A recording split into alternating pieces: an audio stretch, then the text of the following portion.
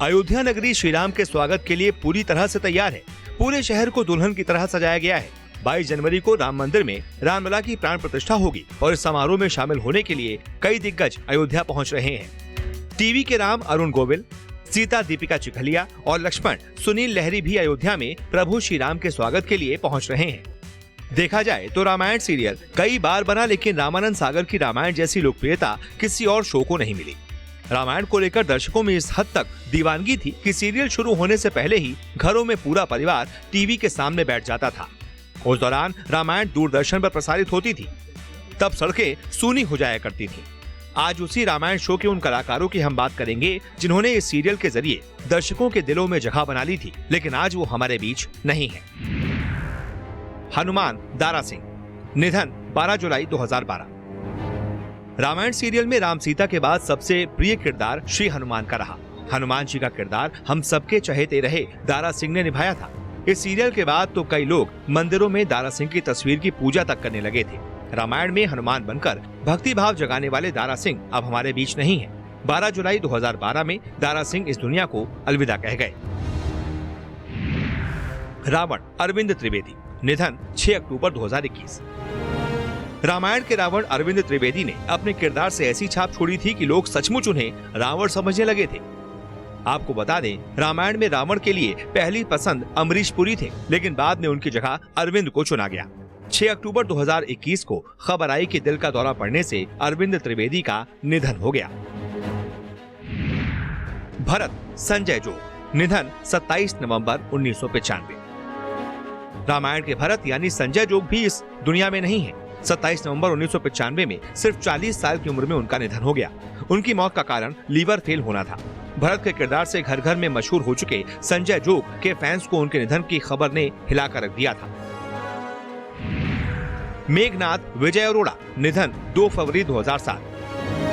विजय अरोड़ा के करियर के लिए रामायण संजीवनी की तरह साबित हुई। रावण के बेटे मेघनाथ के किरदार से अपने करियर की दोबारा शुरुआत की। इस रोल में वो खूब पसंद किए गए। विजय अरोड़ा 2 फरवरी 2007 को इस दुनिया से चल बसे थे। उन्हें पेट का कैंसर हो गया था। कुंभकर्ण नलिन दवे, निधन 1990। रामायण में कुंभकर्ण का किरदार करने वाले नलिन दवे रामायण खत्म होने के 2 साल बाद ही चल बसे थे। 1990 में निधन के वक्त वो सिर्फ 50 साल के ही थे। विभीषण मुकेश, निधन 5 नवंबर 2016। मुकेश ने रामायण में रावण के भाई विभीषण का किरदार निभाया था। बताया जाता है कि युवा बेटे की मौत के बाद मुकेश डिप्रेशन में चले गए थे। 15 नवंबर 2016 को मुंबई में रेलवे ट्रैक पर उनका शव मिला था। माना जाता है उन्होंने खुदकुशी कर ली थी।